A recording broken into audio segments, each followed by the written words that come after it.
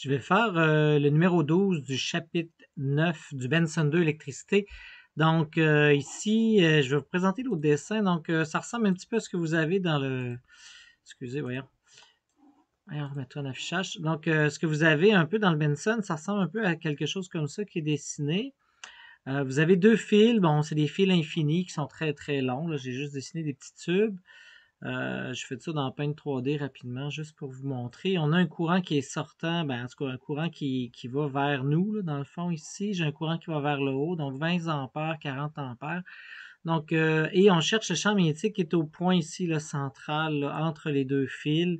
Donc, on sait que les deux fils sont distants de 10 cm, mais c'est exactement en plein milieu. Donc, il faut donc réfléchir à quel est le champ magnétique créé par un long fil qui est ici, puis quel est le champ magnétique créé par l'autre fil. Ça va être deux vecteurs différents, deux B vectoriels différents.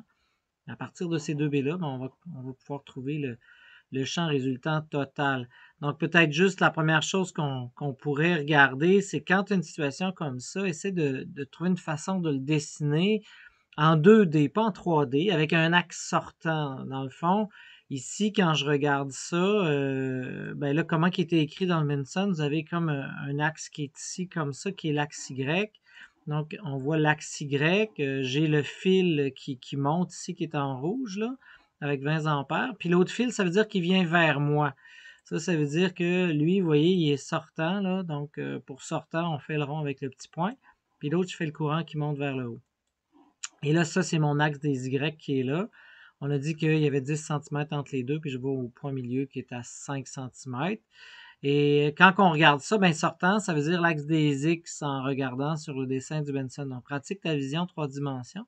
Puis vers le haut, ben, on voit que c'est l'axe des Z qui est là. Donc, à partir de là, on va essayer de déterminer les deux champs magnétiques des deux fils avec la règle à main droite, en fin de compte. Puis avec ça, bon, on devrait être capable. Fait que je vais commencer avec le fil 1 ici, que je vais nommer I1, donc pour le fil numéro 1.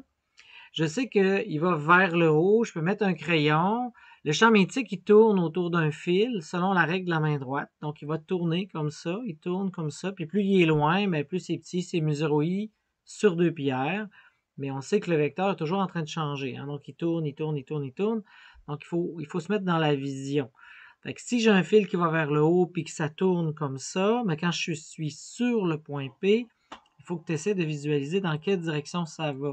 Donc, ici, voyons, quand que je me remets comme ça, je vais regarder uniquement celui-là qui est à ma gauche.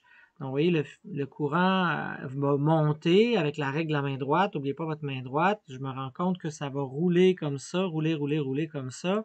Donc, en roulant, quand il va arriver au point P, ben, n'oublie pas un cercle, là, le champ magnétique, si je le dessine, c'est tout le temps, tu sais, si je prends un fil qui est comme ça, il tourne autour, hein, donc le champ magnétique, il va tourner autour du courant s'il y a un I qui est comme ça. Mais si je le faisais vu de haut, mettons, je vais mettre mon œil ici, puis je vais regarder. Donc, c'est comme si j'avais un courant qui était sortant, mon fil me rentre dans l'œil. Ben, le champ magnétique, il tourne, bon, selon la règle de la main droite. Donc, il tourne autour comme ça ici. Donc, hein, tu vois, ça, c'est le champ B. Ça, ce serait mon courant I de mon fil, là. Je l'ai fait de gros, là, mais vous avez compris, ça, c'est mon fil. Et là, naturellement, si je suis plus loin, il est moins intense, mu 0i sur 2 pi/r, donc c'est inverse au rayon.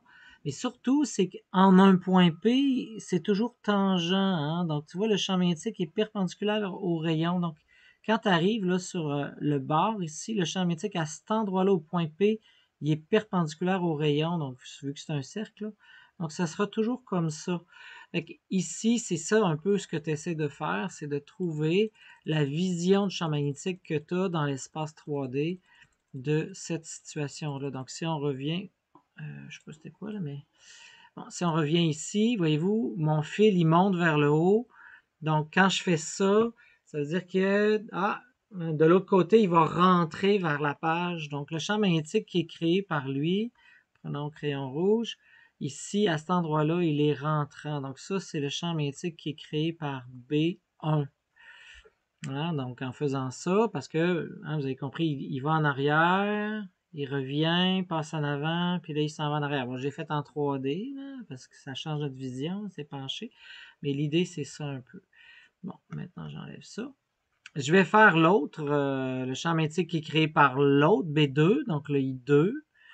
Lui, il est comme ça, il me rentre dans ma face. Donc là, tout de suite, je me rends compte qu'à cet endroit-là, il va vers le bas. Donc ici, moi, le B2 s'en va au point P vers le bas comme ça. Ça va être B2. Donc, je vais trouver ces composantes-là, puis après, je vais pouvoir trouver la somme, la résultante. Donc, premièrement, bon, B1, je sais que B1, c'est mu0 I1 sur 2 pi R1, qui est 5 cm, 0,05 m. Et en bout de ligne, en quelle direction? Mais je me rends compte que je suis en moins X, donc je vais mettre un moins, puis je vais mettre un I.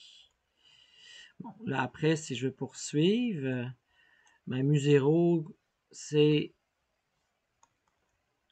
4 pi par 10 moins 7, fois mon courant qui est 20 ampères dans le fond.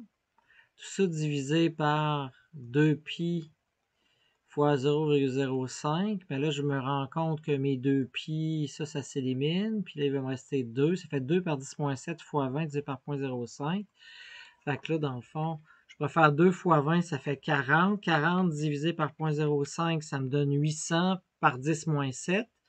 Donc, je me rends compte que ça me fait moins 800 par 10 moins 7. Ben, ça fait 8 par 10 moins 5. Donc, 8 par 10 moins 5. Ici, on est en Tesla vers I. Fait que là, après, ben, je me dis, je vais faire mon B2. Fait que là, B2, c'est quoi? Ben, c'est le même principe. mu0i, 2 sur 2 pi R. Bon, le R, c'est la même distance, 0,05 aussi d'ailleurs. Mais lui, il est dans quelle direction? Je me rends compte qu'il est en moins Z, donc je vais faire un moins K en tant que tel. Fait que là, c'est le même principe. Je mets mes chiffres. Fait que là, ça fait moins 4 pi par 10 moins 7. Cette fois-ci, j'ai 40 ampères divisé par 2 pi fois 0,05. Bon, en bout de ligne, je ne sais pas si vous voyez, ben, entre 20 et 40, c'est la même affaire sauf fois 2. Donc, ça fait 2 fois 8. Donc, ça ferait 16. Donc, ça ferait moins 16 par 10 moins 5.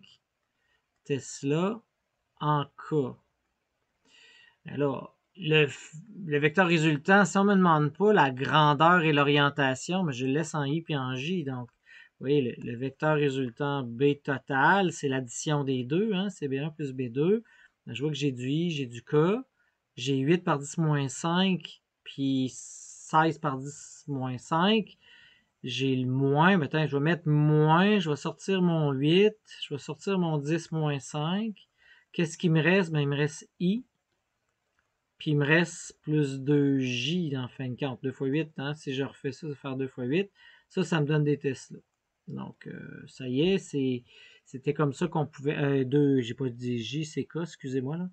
2K vectoriel. Fait que ça me donne la réponse finale de ce numéro-là. On pourrait faire Pythagore tangente, trouver l'orientation, la grandeur totale, mais ça ressemble pas mal à ce que vous aviez à faire pour ce numéro-là.